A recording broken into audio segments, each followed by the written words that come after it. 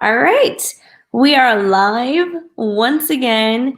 And what day is it? So we have day one, Monday, Tuesday, Wednesday, Thursday. It's day 4. Oh my goodness. It's day 4 of, yeah, it's Thursday. Sorry, I'm like all confused. It's day 4 of my digital book signing. So as a reminder, it is so from basically today and tomorrow is the last day to get 15% off of my signed books. And you can find the link to that right here. And then it's also in the description of this video. So today we are talking about writing personal stories in fiction. So the way that we're going to be talking about that, and we're also going to be talking about how that applied to my third novel, She's Not Here. And Moon is already coming in with an early catio. Moon, come here. Okay, he's not gonna. Come on, come here, buddy. There we go. All right, Moon's here. So we're gonna be talking all about She's Not Here today and the writing process for that, and then also just giving out some tips and tricks for using stuff that happens in your own personal life to write your own stories. So first things first, what is She's Not Here all about? So She's Not Here is it's a medical thriller. I also like to consider it a dark contemporary. It's an adult novel in the sense of like the subject and the main characters are all adults, not young adults. But it's about a woman whose father passed away from Alzheimer's, and she's so desperate to not also have Alzheimer's that she is willing to do just about anything to find a cure, and that includes experimenting on a young and healthy mind. And I just realized this whole time I don't have comments turned on. Hello, everyone that is here. I am just now seeing all these comments. Thank you for tuning in. So yeah, you get to see the main character, which is Willow. You get to see her kind of lose her marbles just a little bit just because she's working out of desperation and is willing to do anything, and that includes putting a young life at stake.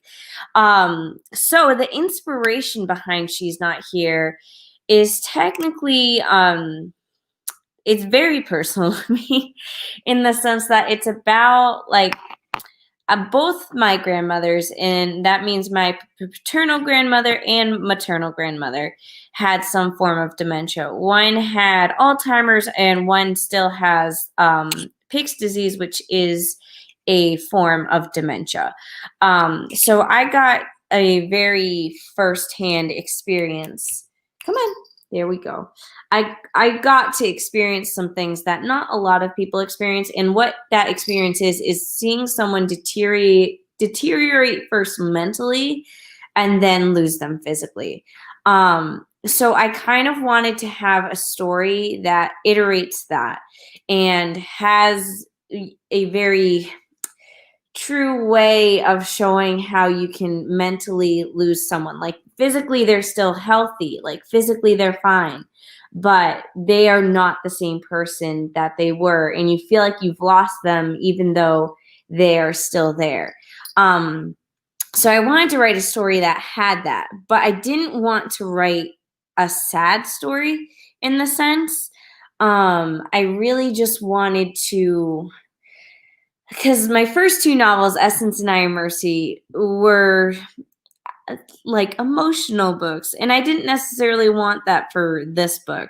So I wanted to have a little bit more fun with it, and that's where the medical experiments came into hand, and I got to play around with things more, and I got to play with very different characters, like a character who is just so sure of herself and so stubborn and so selfish that she's literally willing to do anything. So I really enjoyed writing She's Not Here. It's extremely different from Essence and I Am Mercy, and I just it's a very different story for me. So it's a story that I 100% wrote for myself. And yeah, so I'm going to talk about how I kind of was able to take my personal experiences and turn them into fiction. So I guess I'll backtrack a little bit and say that one of my favorite classes when I was in college was a creative writing nonfiction class. So that meant everything we wrote was either memoir style or personal essay style, which is kind of like the same ish, sort of. So I really enjoyed that because we were writing stuff that was 100% factual while still giving it that flair and creativeness that it read like fiction, even though it was nonfiction. And that is basically memoir style stuff. So I really enjoy that. And I highly suggest, if you're a writer, to study that, because I think if you're able to take like real life, which I'm sure some of you guys may think is boring, if you're able to take mundane things and make it interesting with your writing, that is a great skill to have.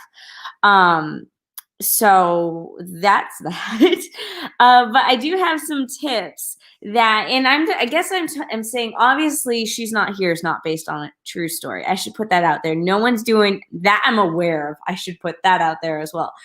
As far as I'm aware, no one's doing these medical experiments. But it was funny because part of the story was inspired by the fact that I also was working in a hospital when I wrote this story. So I kind of was able to get like a little bit behind the scenes. But there was one day where I was interviewing a doctor about, I think it was Huntington's disease, and some of the research they were doing about that. And I was able to take like the research that they in experimenting they were doing for Huntington's disease and kind of morph it and apply it to my story to make it fit for Alzheimer's, which was really fun for me because I'm like, I feel like this makes it like somewhat factual, although also completely fictional, because I don't think this would work. But that's the fun part about fiction, is that you can manipulate things a little bit. So real life can have some of the best stories. And like, I'm sure we've all had one of those moments where we go through something or we witness something and we're like, dear God, that would make a great novel. But the issue is like, I don't want to betray anyone's trust. I don't want to ruin my own personal privacy. Because I can't tell you how many times my mom has come up to me and been like, you could write a book about this. And there's like, I could count at least 4 very specific things that have happened in my life where she's like, you can write a book about that. But I'm like, no, thanks. But if you were to take one of those instances and you wanted to make a book out of it, what you can do is, of course, is manipulate the story and use your creative license to bend things and change details. So it's obviously going to be fiction, but you're not betraying anyone's trust. You're not betraying anyone's privacy, any of that. So when it comes to real life, one of the best things you can do is to learn to listen. And by that, I just mean like observe the world around you, because the world is a very, very interesting place. So next time you're in like a park or whatever, just like listen to conversations. That sounds so bad, but you know what I mean. Just listen to conversations, like observe how people act, observe how people react, and just do research into stories that, like real life stories that you think are interesting and that really pique your interest, because you'll be surprised how much that sparks your creativity. And Moon is, as you can see, oh, there he is. Okay, I'm not good at this. Oh God, you see him. But yeah, so real life can really get the creative juices going, because sometimes you may think like, oh, that's like so far-fetched, there's no way something like that would happen, but then it does happen in real life, and you're like, well, if it can happen in real life, then I'm totally going to write a story about it. And if it's something that's happened in your personal life, like this is a very personal story to you, whether it be friends or family or any of that, one of the best things you can do is to maybe give yourself some space from it. So by that, I mean, don't write about it in the moment. So if there's something like, if it's something tragic like that, you're not gonna want to write about it in that time frame. You're gonna want to stay distance from it. You're gonna want to not dwell in it. So sometimes if you are going through something personally at this current moment in time and you're like, I think this would make a great book. Yes, it probably will, but you will probably need to conquer that in time. Just because it'll be easier, and sometimes you need to get a little stronger before you do conquer that. And then even when you do go ahead and go to write this story that can be a very personal story, you'll want to distance yourself from the story, whether that be you make the main character as unrelatable to yourself as possible, or maybe you make this tragedy happen to not the main character, but the side character, and maybe the side character is someone who helps, or no, so the tragedy, it can be anything, but I'm just saying, like, the tragedy, whatever that may be, happens to one of your side characters, and your main character's job is to help that side character work through the tragedy. And it's sort of like you reliving it in the sense that you're the main character that you wish you had in your life. Like, you're the support system that you wish you had in your life. And that's getting very preachy. I didn't mean for that to get preachy. Yesterday was all about using writing as therapy, and I feel like we're going down that road again today. Don't mean to, but they kind of like overlap in a way. So if you haven't watched yesterday's live stream, I highly recommend you do. We did some writing exercises. I like to think it was therapeutic. Who knows? At least one person said they enjoyed it. So that's all that matters. So yeah, just if you need to distance yourself from the story in some way, shape, or form, go ahead and do that. One thing I did when I was in my creative writing nonfiction class was we had an assignment, and I forget the specifics behind it, but we had to interview someone. And we had to interview them and find out what their story was, and we had to write that story. And I have a family member who worked in New York City and was in New York City on 9/11, like the day it happened. And I interviewed her about, where was she, what happened. And I wrote about basically her commute to work, how she was on the subway system, like just trying to get to work. And then all chaos broke loose. But because she had stopped to get coffee that day, and again, I'm just working off of memory here, but her story is so amazing that I really enjoyed writing her story for this class. But she had stopped for coffee or to check the newspaper, buy a newspaper, whatever it was. But for whatever reason, she was running late. And because she was running late, her life was saved. Because if she hadn't been running late, she would have been killed that day or severely injured. You never know. But either way, as far as she's concerned, her life was saved that day because she was running late. So I greatly, greatly enjoyed writing that story. And I'm very thankful that she was comfortable sharing that story with me and was comfortable with me writing that story, like, verbatim, because again, that was a nonfiction class. So we were there to tell 100% the truth all the time. But like, if I wanted to take that and make it into a fictional story, I can do that in the sense that, I can take inspiration from her story and, I don't know, make it more dramatic. That's the thing where it's like, I wouldn't be comfortable using that story because I have a great respect for that story. I wouldn't want to make it more dramatic because, as far as I'm aware, that's about as dramatic as it gets. Like, I don't think it needs any more creative tweaking. But like, if you had a different example of like someone who survived on an island and you thought their story, yeah, they're stranded on an island and you wanted to write their story and make it into a fictional book, you can do that. And you can just take inspiration from their story. Like, obviously, for She's Not Here, the only inspiration was the emotions that I felt and my family felt and what it was like watching someone going through that. And the rest of it was just fiction. So I think that's one of the best things that you can do. And I like to think of myself as an emotional writer.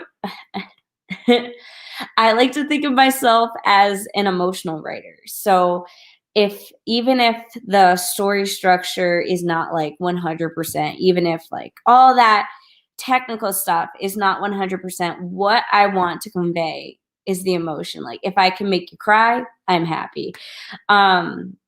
So that's always my goal, is to create these real human emotions. And the only way you can create that in your writing is to experience it in real life, which is semi unfortunate, but you got to go through shit to write shit. So like, I like to look at, writers like Edgar Allan Poe. Have you guys ever like researched his life and learned about him as a person? That man was miserable and unlucky, but he was a fantastic writer. And that's not by coincidence. It's because he felt all these things and he put them down to paper. So I guess that's really, like, you can take the stories from real life and you can put them in your writing, but what's really going to sell that is the emotions. And then one last thing I want to say before we move on to other stuff, because this video is going to be kind of short today, but if you guys have questions, be sure to just put them in the comments and I'll be sure to get to them. But the last thing I want to say is that if you are taking your real life or someone else's real life or whatever, something that actually happened, and you want to create it into fiction, just change some details to protect privacy of either yourself or someone else or whatever. That way it's not too close to reality. But yeah, so that's basically all I had to say on that. If you guys have any questions, let me know. Once again, the digital book signing tomorrow is the last day to purchase books for a discount. And when you purchase, you also get free stickers. If I was smart, I would be holding them up, but I'm not. If you go to this website, you'll see all the examples of the stickers, and you also get a free pin. For every book you purchase, you will also get a free sticker with it. So if you want all 3 of the stickers, you need to purchase at least 3 books. It helps support me. It helps support this channel. It helps me keep creating content and all that. And also, I just really enjoy signing books because I really miss it this year. I had one book signing, I think it was in February, and it was one of my best book signings ever. Like, I sold the most books I've ever sold in one day, and now I haven't had any other book signings. So yeah. But yeah, it just makes me really happy to sign books again. So that's my little ask. So let me go through. So today we're talking about She's Not Here. So the theme of today was She's Not Here. Monday we were talking all about Essence. Tuesday was a pre-recorded video all about how to sell signed books yourself on your own websites. And that's, that was a pre-recorded, so you can go watch that. Yesterday, we talked about I Am Mercy. So again, today we're talking about She's Not Here. So if you have any questions about She's Not Here, or just any like completely off-topic questions, we can do that as well. Because I can see Ellie has a comment. Mandy, off-topic, but have you announced what your next book is about? Not like, it depends on what you consider announce is. So I've said a couple things where I've been like, it's like a murder mystery thriller sort of thing. It's a young adult novel. I'm not revealing anything else until things get a little more concrete.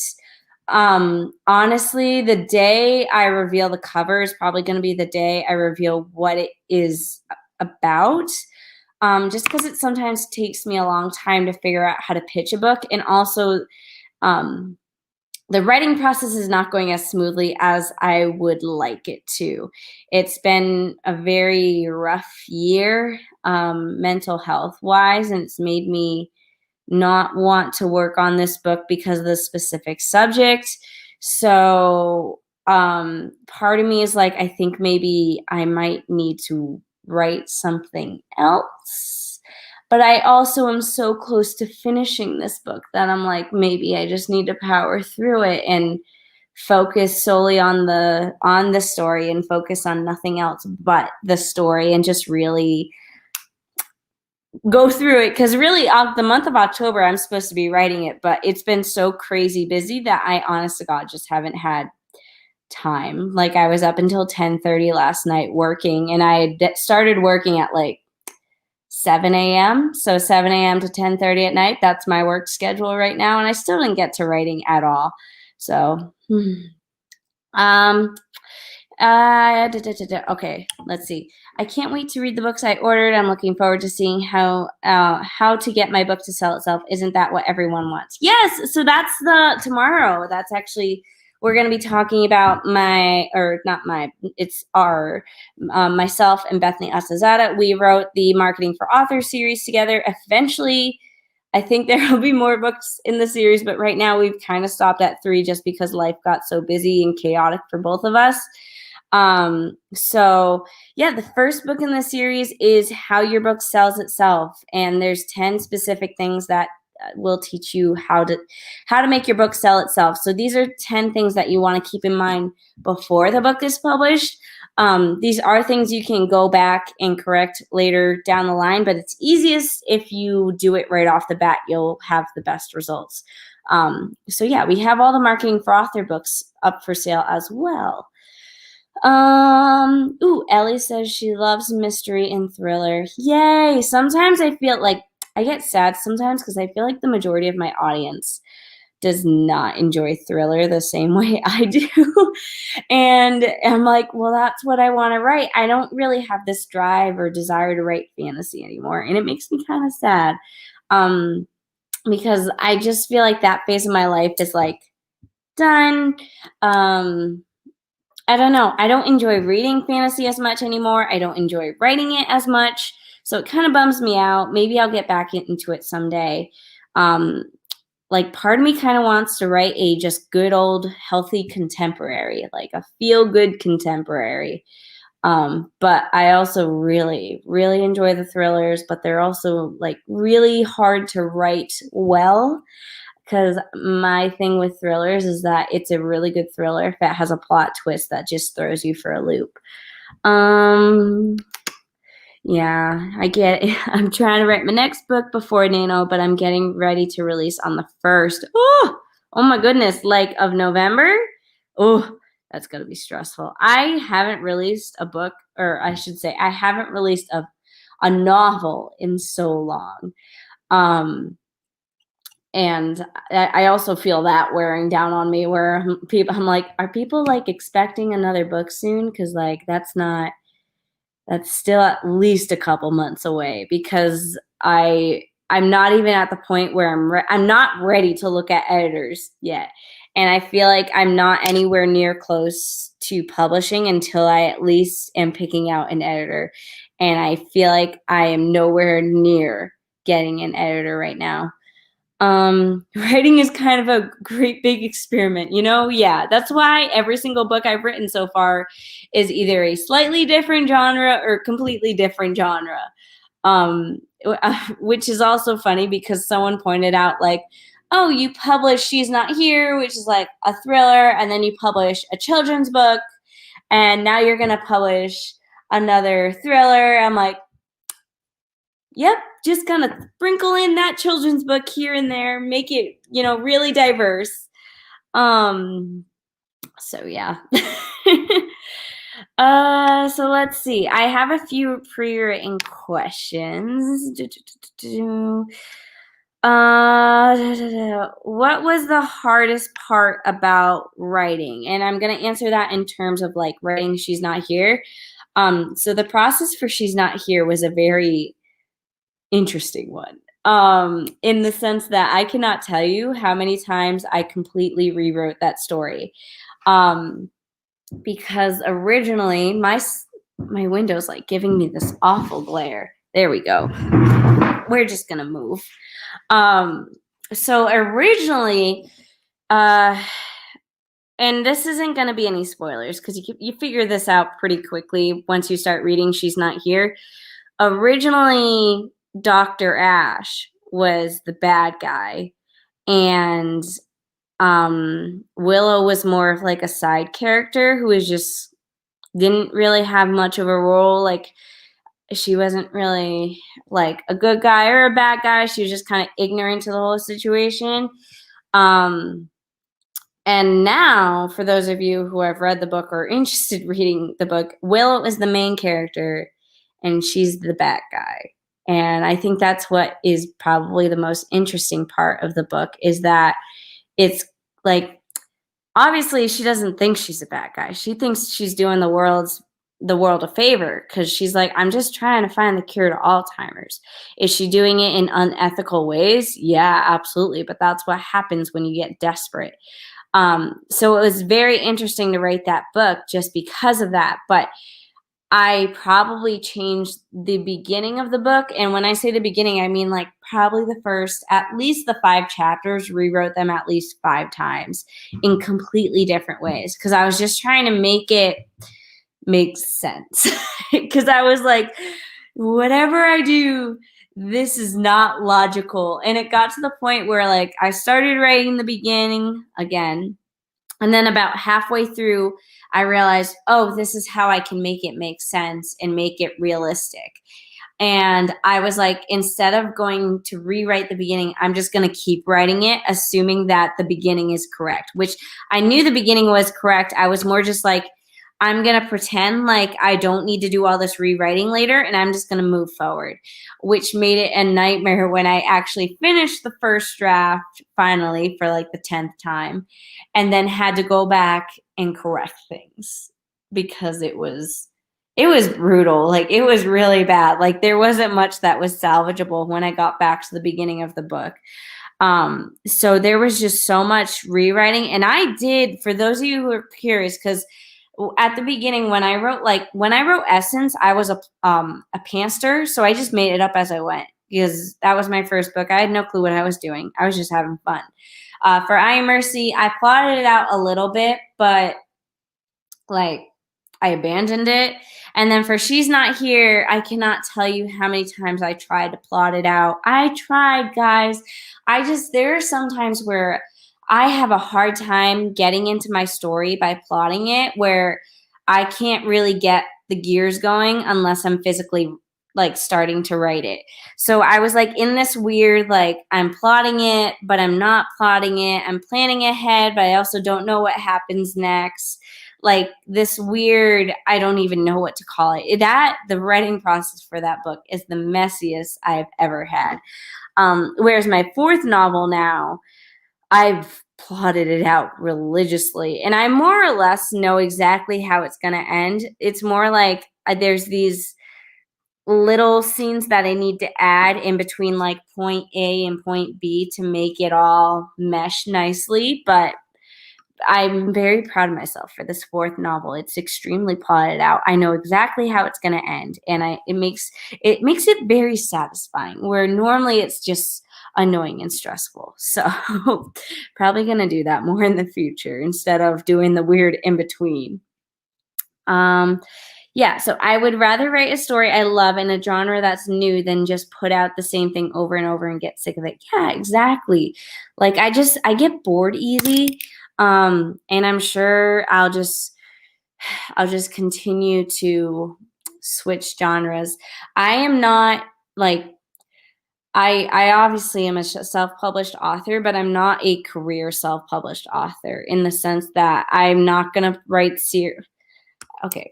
Everything that I say, it doesn't mean that I'm never going to do it. It just means like right now, that's not what my heart's telling me. So like I don't have plans to write series. Maybe a serial where it's like a book that I just release as a serial and it kind of like appears as a series. I don't have a plan to stick to the same genre. I don't have a plan to use a different pen name for every genre. Like I know technically I should be doing that. Technically I should be writing like 10 book long series.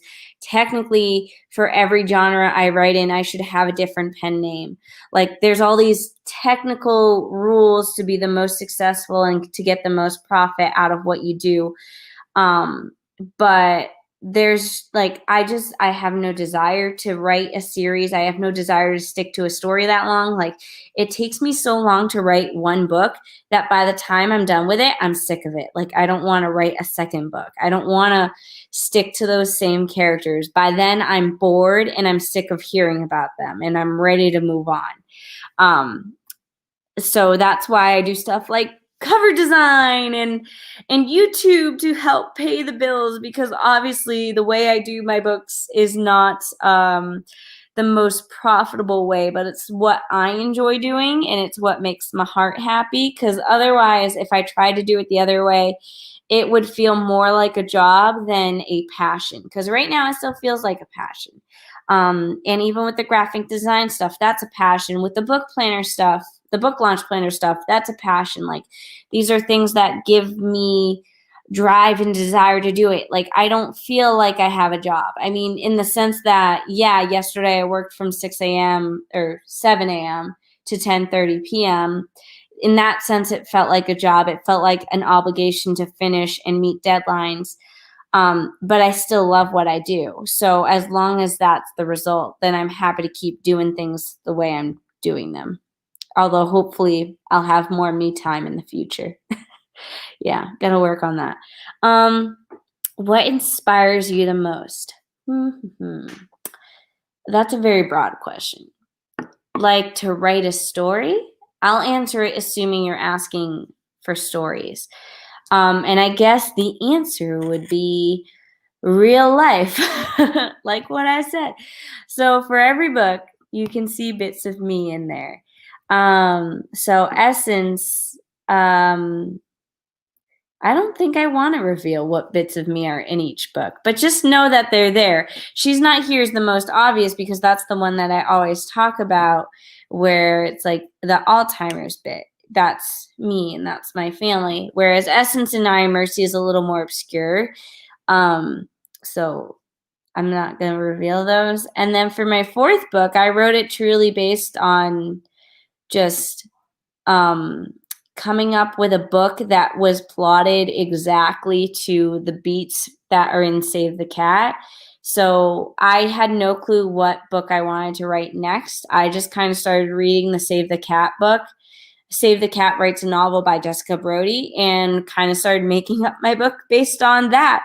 And then life did a weird little twist where it gave me some real life inspiration when I was already writing the book, and that's kind of why I don't want to write it as much anymore, because it hit a little too close to home. You say, I am often inspired by movies and plays, but also put a lot of me in my books too. Yes. Yeah. I'm not inspired. Well, I feel like in some ways, I feel like I'm very disconnected to my writing right now. Just in the sense that because I've avoided it for so much, that I kind of like, it's also been so long since I've had a new story. Like when you're in the middle of writing a book and you've been working on it for as long as I have, you almost forget what it's like to start from scratch again. And then when you do start from scratch again, it's absolutely terrifying, because I remember after I finished writing She's Not Here, I was like, now what? Like, am I supposed to just come up with another idea? Because I didn't have another idea. I'm like, I don't know what to do. Like, can someone else write this for me? Or come up with a story or something? Like, I feel like everything I come up with is just, it's not a big enough story to make into an actual book. Like, maybe it's a short story, but it's not a big story. So that's something I've also been like experimenting with, being like, maybe after this I can try some short stories and just do some serious writing exercises and really get like my writing brain going and that sort of thing. Let's see. Do you always add internal conflict to your characters I'm sorry, I can't talk today. Do you always add internal conflict to your characters apart from the plot? And I would say, yeah. Like I I think my characters almost always have internal conflict. And I personally, are there even books where there isn't an internal conflict? Because ideally, you want, especially your main character, to have growth, and you can't have growth without internal conflict. And the internal conflict can be connected to the external conflict, but I would like to think there's always some sort of internal conflict going on. And Moon just wants to steal the show. He keeps coming up to my lap. Hi. Hello. So I think I'm gonna wrap things up today. You guys had some great questions. It was fabulous talking to you, all of you. Again, if you want to buy signed books, just visit this link. It is also linked down in my bio. So thank you all so much for tuning in. My last live stream for this signing is tomorrow at 5 p.m. And Moon is putting his claws into my knee. And tomorrow we're going to be talking about writing nonfiction, some tips for writing nonfiction, and then also, I see one more. Okay, I see two more questions. Okay, but I will finish my thought. So tomorrow we're going to be talking about tips for writing nonfiction, like your traditional nonfiction, not creative nonfiction, and then also like a discussion on who exactly can write nonfiction. So 2 more questions, and then I'm gonna go. So if you have more questions, just come in the live stream tomorrow at 5 p.m. or you can leave them in the comments of this video. Can there be a story with just internal conflict? Yeah, I think there can be. I'm sure there are examples, but I think that's a very rare thing. And you have to do it well. Just because you don't have as much, like without external conflict, it's not going to be as engaging, I think. So I'm sure you can do just internal conflict, but I think you're going to have to like work really hard at it. And then the last question, what is your best advice for an inspiring teen author? So I have so much advice, but I would say the biggest thing for an aspiring teen author is to obviously don't give up. Because there's going to be a lot of roadblocks. There's going to be a lot of people that tell you can't do this. And you are just at, like, when you're at that age, you, like, there's just so much you still have to learn. And it may not feel like you still have to learn this stuff. Like, you may be like, oh, no, I'm already there. I've already got this. Like, I'm good. You don't realize how much you have to learn until you've learned it. So just be very open to advice, be very receptive, and be very persistent. Like, don't compromise on your dreams, and just keep shooting for it, because you're gonna get no's and you're gonna get rejections, but if you want it badly enough, you'll get there someday. So yeah, that's my best advice. And look, I published my first book when I was 17. So here I am now, technically 7 books later. Yeah. So I like to think I'm doing okay. But I have my own fears and doubts and all that. And as you can see, I still struggle to write my own books. And that's just, that's what we call growth, because the better we get at writing, the harder we push ourselves. So the harder it gets, even though we're getting better at it. So yeah, catch 22.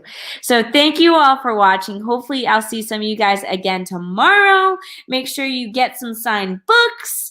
And if you read the books, which I hope you do, make sure to head over to Amazon and write a review. That is one of the best ways you can support an indie